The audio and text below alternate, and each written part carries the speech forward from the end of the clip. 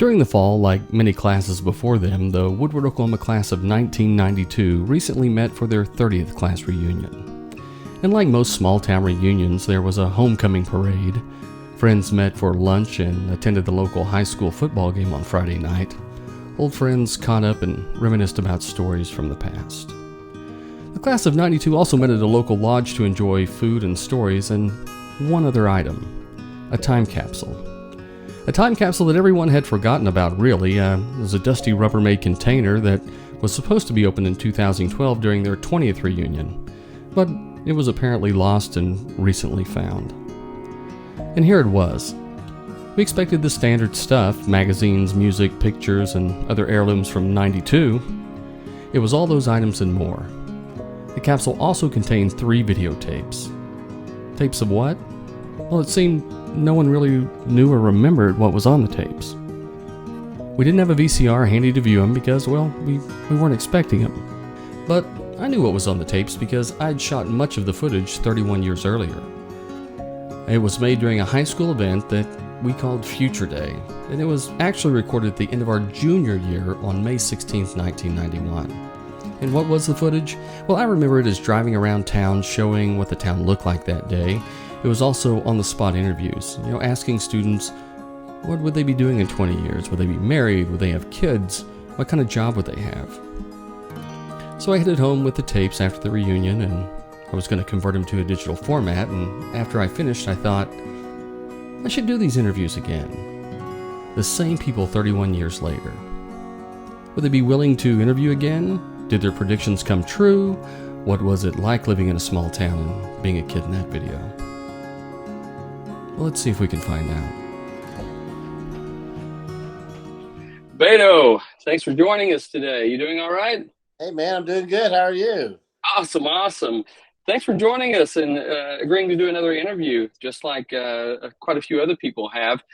So we opened the vault and we had quite a bit of footage, and you were in some of the footage, and we asked you a couple questions. I think I was running the camera, and I was with you, and Jack Annis was there, and we asked you what you'd be doing in 20 years or so. So let's go ahead and roll the clip so everybody can know what you said.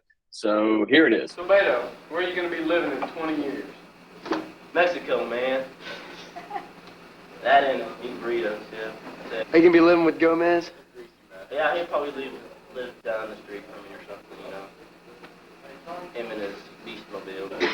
Okay, so you said you were going to be in Mexico somewhere, right? That was the first thing. So are you with us from Mexico right now? No, I'm not. Or have you lived there at all? I think I was just being an idiot, but... Yeah, you were just saying, we all figured you're being an idiot, right?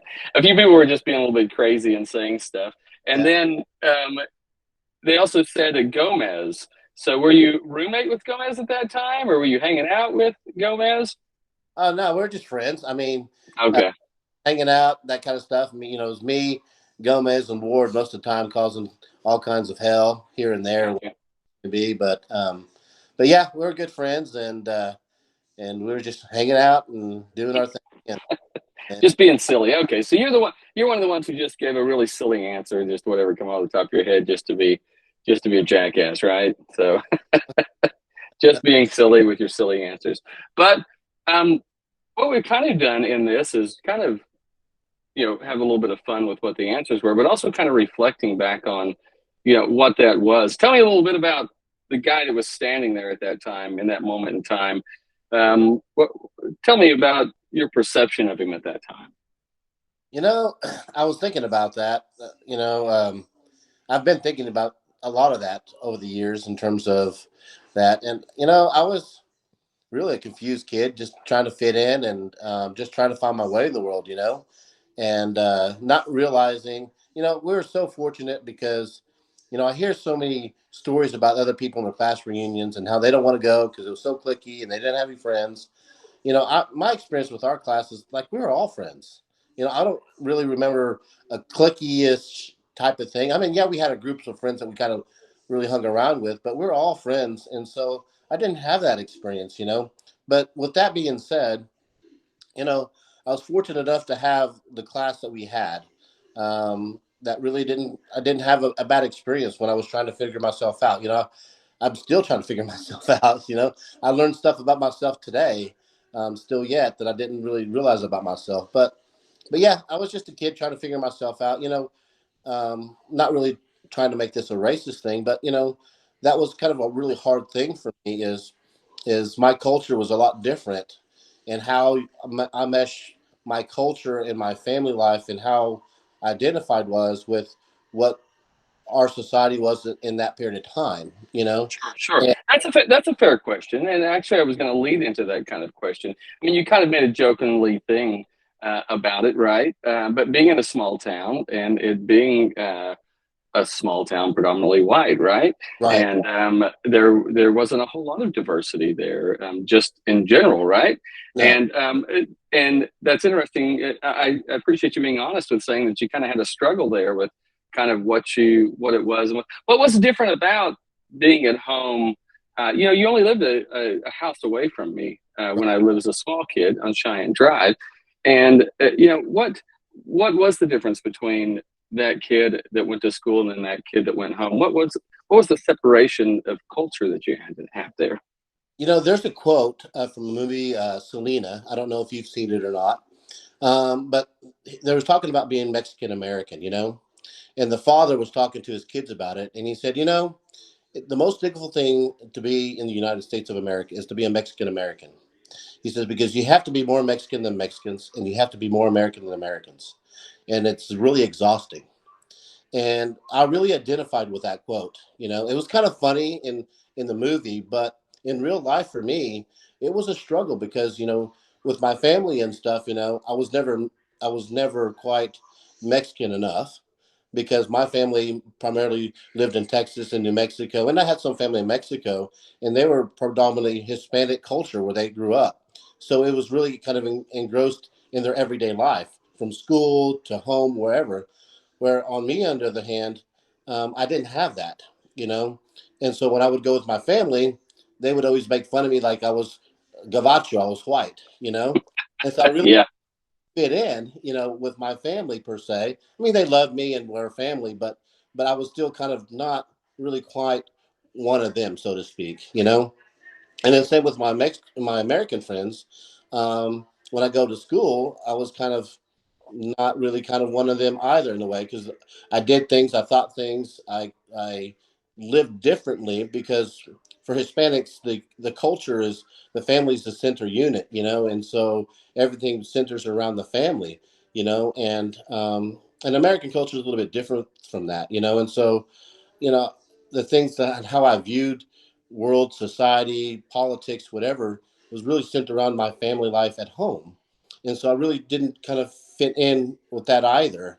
So it was just kind of, it was a struggle to try to mesh the two. So I had to kind of not really be myself around my friends, and I really wasn't fully myself around my family, because I really kind of didn't. I saw things differently with my family life too, because I was Gavacho. I was a white Mexican. My daughter says we're the Taco Bell of Mexicans. it's that is interesting that you bring that up, and I never really thought of you in that light, or having that struggle, or I didn't notice that struggle. So when you do you feel at a certain point that you kind of leaned into that, or you got better with that at a certain time in your life, or was it when you finally moved away and you graduated, or how did you kind of? And we're all evolving, right? We're all kind of learning from that. But do you feel like you came to terms with that at a certain time, or Well, when I went to college, I think I did a lot of growing, because college obviously is more diverse. And my mom used to tell me all the time when I was growing up, she used to say, "Tan bonito conocer dos idiomas," which means it's very beautiful to know two languages. And I never really understood what she was trying to tell me until I went to college. So most people don't realize that English is my second language. And when I went to college, I experienced diversity for the first time.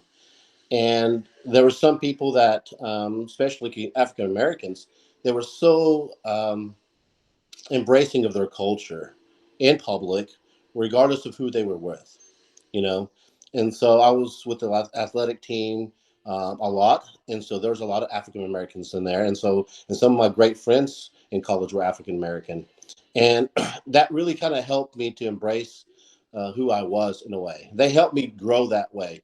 I really didn't, I think, come to full terms with it until I met my wife, and she was like, well, the whole thing over the reunion was, this whole time you didn't tell me your real name, how to pronounce your real name, and we just learning this 3 years ago, and it was my wife that really kind of spearheaded that. Like, no, your name is Beto, and she would start correcting people, and I kind of took up, and she was really kind of, I think the cherry on the cake, or however you want to say that idiom, that really just said, it's okay to be yourself. It's okay to let yourself out, no matter who you're with.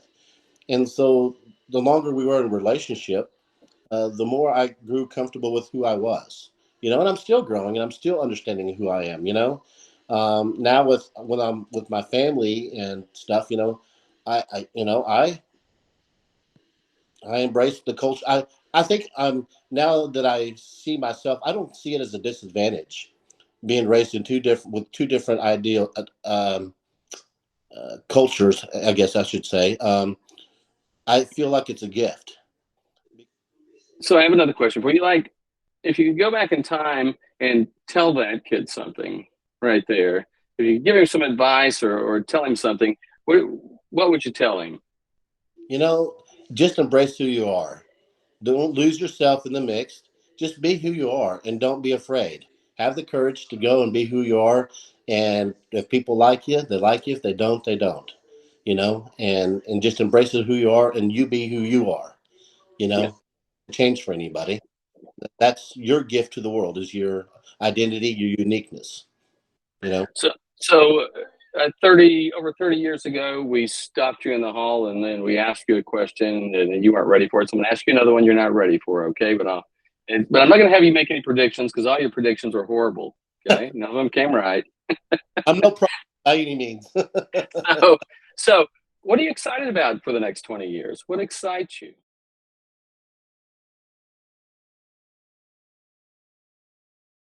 I think that's it, Beto. Anything else you want to say as we wrap up here? I appreciate you taking your time. Is there anything else you want to say before that? Because I may interview you again in another 20 years and see where you're at. So It's an awesome project. So, yeah, one thing I wanted to say is I just wanted to thank everyone for. I just love everyone and want to thank everyone for embracing me, um, the outsider, so to speak, and that we had an awesome class and we have a loving class, and I have much love for everyone that was there, that wasn't there, that's passed on before us now, that we'll miss. But yeah, it was just love for class of '92 WHS. Once a boomer, always a boomer. well, appreciate it, Beto. We'll wrap it up and I'll let you kind of get back to life. But I appreciate it, and until the next time we do 20 more years, we'll make it. We won't take 20 years. We'll do it in maybe 5. Yeah. So, all right, brother. Well, thank you for doing this, and I appreciate you. Love you, man. Love you too, man. Hey, Michelle. Thanks for Hi. joining us. We have some video of you from 30 years ago. And as like everyone else, we're going through, everybody made a prediction of what their future would be. And so we're going to stop for a second, watch that, and then we'll see what came true and what didn't. And we'll talk a little bit about the person in the video. Right. Sound good? Okay, here we go. Show the video. What will you be doing in 20 years? In 20 years, I will be a movie star, and everyone will lust over me. But anyway, what will you be doing? Wrong answer. Next. Hey, how many kids you have? Kids? Can I tell them my name?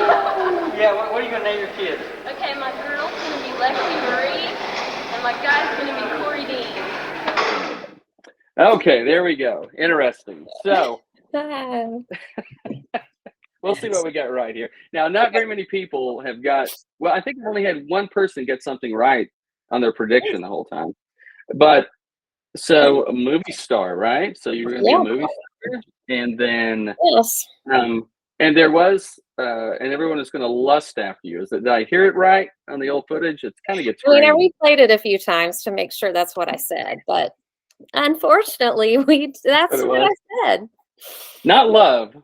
Everyone's going to No. lust after you. Yeah. There's difference, I think. No. Well, I mean, I feel like in my future self, people have lusted after me. Yeah, well, there you go. So, and then we had a prediction of not just children, but we actually named what the children would be named in the future. Now, before we kind of move on to it, obviously the first part of it was silly a little bit. Everybody had their kind of silly things that they said.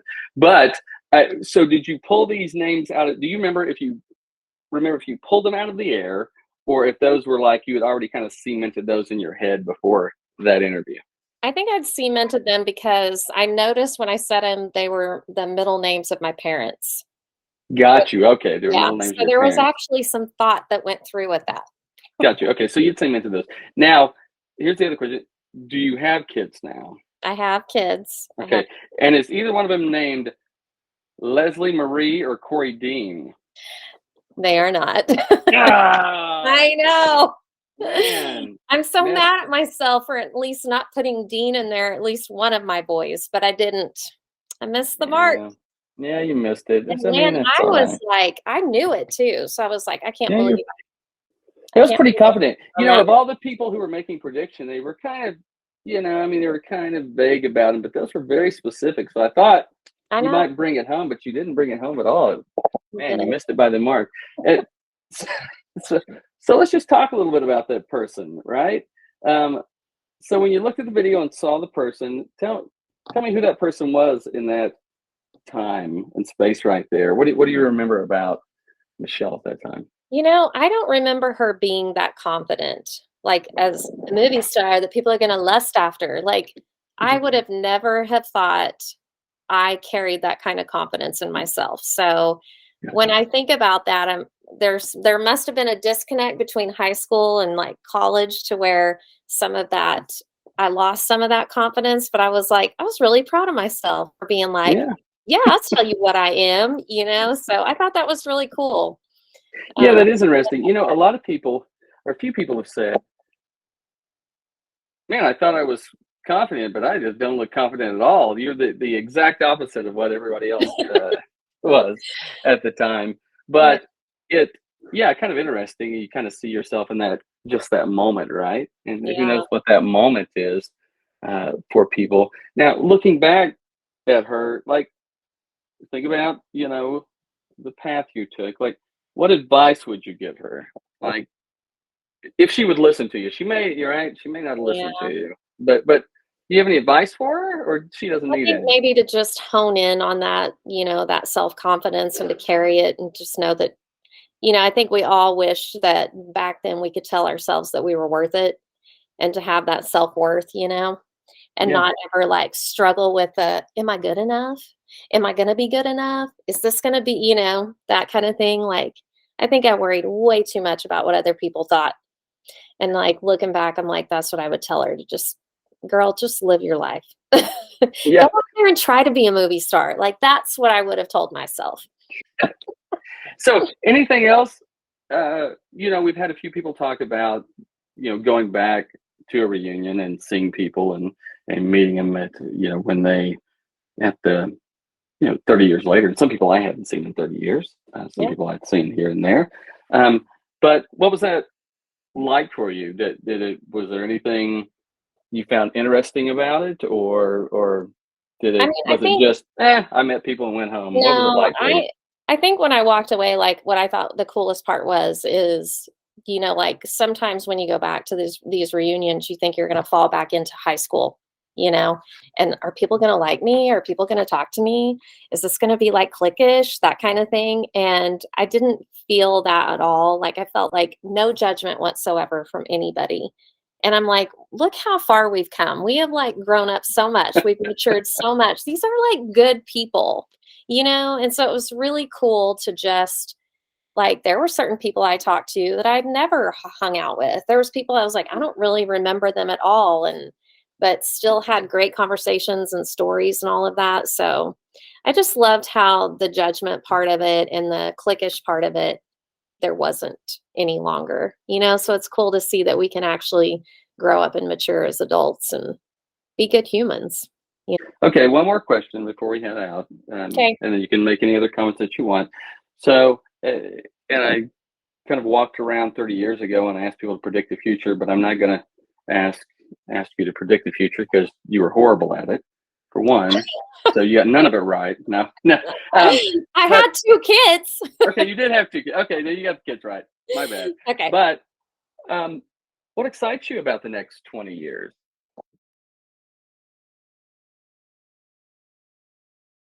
Okay, we'll wrap up. Okay. And I appreciate talking to you and you spending time with us, okay?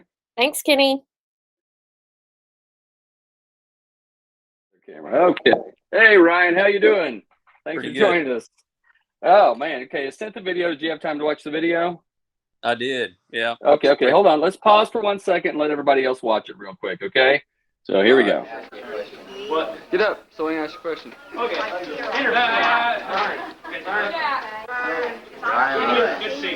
Shh, be quiet. 30 years. Well, Jack, Look, see, he's not even corny. I probably will be along some kind of an agricultural line. I don't know if I'll be a farmer or not. I may go into raising pigs. Okay. Put your foot Ask him if he's bald. He's going to be bald. 30 years, I'll be bald. Okay, so we caught you from behind, right, on the floor. I don't know if you're doing some art or something there. I'm not sure what you were doing on the floor, but so we pulled you up and we pulled all this video out of a time capsule. And the 2 things you said were that you'd be in the ag industry, something, right? A farmer in the ag industry, maybe a pig farmer, right? Yeah. And you said you'd definitely be bald, right? So, Right. So let's touch base on all those. So what came true out of all those? That I'm bald. Awesome. Looking back at the footage, it's kind of funny. We found this old footage and we pulled it out and everybody kind of looks at themselves and it causes them to, kind of look back and kind of, reminisce a little bit, but also just think about who they were in that space and time. Tell me a little bit about that kid, that guy who was there. What was he all about? And did he know what was going on in the world? Absolutely not. At that time, I was all about agriculture, and livestock showing and FFA and all that kind of stuff. And that just kind of faded. So you never got into that part of the world, or you just dabbled in and got out of it, or nothing? Well, I started as an ag ed major, and then had my major changed because that meant transferring away from the love of my life at that time. Gotcha. And so I changed my major and stayed there at Southwestern with her. And we both became teachers. And Wonderful. So teachers, huh? It's kind of funny. The video, a few things that people said was, kids today, they're used to being on camera, so sometimes they watch what they say, and they all went, I don't know what I said 30 years ago. I want to see what I said real quick before I hear anything. Were you worried about what you said, maybe? Or where you were? Anything like no, that? I was just trying to remember when that even occurred. Really? So do you have any memory of it? No, none whatsoever. Nothing. Okay. I've only found 2 people that have a smidgen of a memory of even answering any questions during that day. So it's kind of interesting, but it's funny that you have no memory of it either, right? But very, very, very cool. So, but yeah, at least we got, what? Of all the predictions, the only one so far with all the interviews that has come true so far is that you're bald. That's the only one. So we saw that one coming, man. yeah, we saw that one. That wasn't a hard one to predict, right? No. Yeah. But, so a few other questions, and I'll just kind of throw them out as we go. Any advice you would give that kid that you see there when you're looking back and thinking about it a little bit?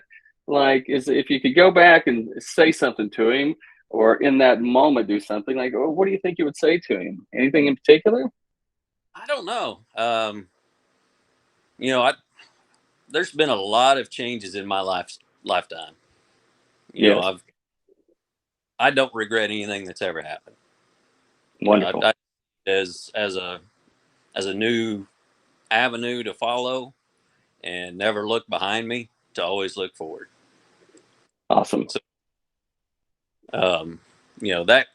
that kid right there is part of who I am still today, even though I'm 30 years older than what I was in that earlier video. Okay, one more question as we go, and then I'll let you make any other comments that you want. So what excites you about the next 20 years or so? Is there anything exciting that you want to be doing, that you're looking forward to the future? That day we walked around and randomly took people off guard, so I just want to take you off guard one more time. Once every 30 years, I'll take you off guard a little bit and ask you a question. But anything, what excites you about the next 20, 30 years? Anything in particular?